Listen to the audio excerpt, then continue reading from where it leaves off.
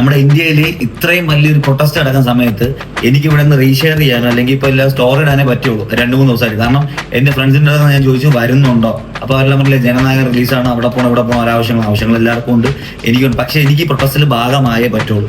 അതുകൊണ്ട് നാളെ, അതായത് വെള്ളിയാഴ്ച 4:30 ട്രിവാൻഡ്രം നോർത്തിൽ നിന്നുള്ള ട്രെയിനിൽ എന്തായിരുന്നാലും ഞാൻ പോകുന്നത്. വരാൻ താല്പര്യം ഉള്ളവർക്ക് വരാം.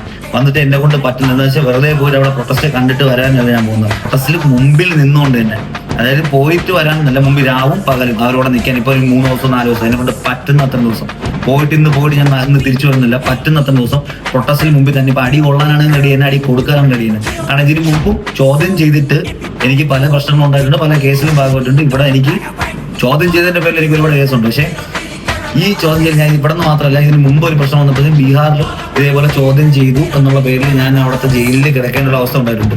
ഇവിടെ ഇപ്പൊ ജയിലിൽ കിടക്കേണ്ടത് എനിക്ക് ഒരു വിഷയമില്ല. ഡൽഹിയിൽ പോവുകയും ചെയ്യും, അടിക്കുകയാണെന്നുണ്ടെങ്കിൽ തിരിച്ചടിക്കുകയും ചെയ്യും. അതിന് എന്തായാലും ഉറപ്പിച്ച് തന്നെയാണ് പോകുന്നത്. കാരണം ഇപ്പൊ ഇവിടെ നിന്ന് പോയിട്ട് എനിക്ക് വെറുതെ വരാൻ പറ്റില്ല. അവിടെ പോയിട്ട് എന്തായാലും ഒരു 3 ദിവസം എന്നെ കൊണ്ട് ചെയ്യാൻ പറ്റുന്ന മാക്സിമം ഞാൻ ചെയ്യും.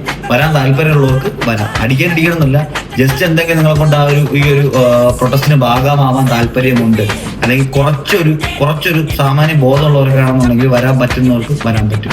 ചില ആൾക്കാർ സ്കിപ്പ് ചെയ്യണം മനഃപൂർവ്വം, എന്തിന് നമ്മളെ പോകണം, നമ്മുടെ ആവശ്യമല്ലല്ലോ എന്നുള്ള രീതിയിൽ. പക്ഷേ ഇത് നമ്മുടെ ആവശ്യമാണ്. അവരവിടെ ഇത്രയും അനുഭവിക്കുന്നത് അവർക്ക് വേണ്ടി മാത്രമല്ല, നമ്മുടെ ഇന്ത്യയുടെ എഡ്യൂക്കേഷൻ മിനിസ്റ്റർ രാജിവെക്കും. നമ്മുടെ എഡ്യൂക്കേഷൻ സിസ്റ്റം റെഡി ആവണമെന്നുള്ള രീതിയിൽ. അപ്പൊ ഇത് നമ്മുടെ മ്യൂച്വൽ പ്രശ്നമാണ് എല്ലാവർക്കും ഉള്ളത്. അത് മനസ്സിലാക്കാൻ തിങ്ക് ചെയ്യുക.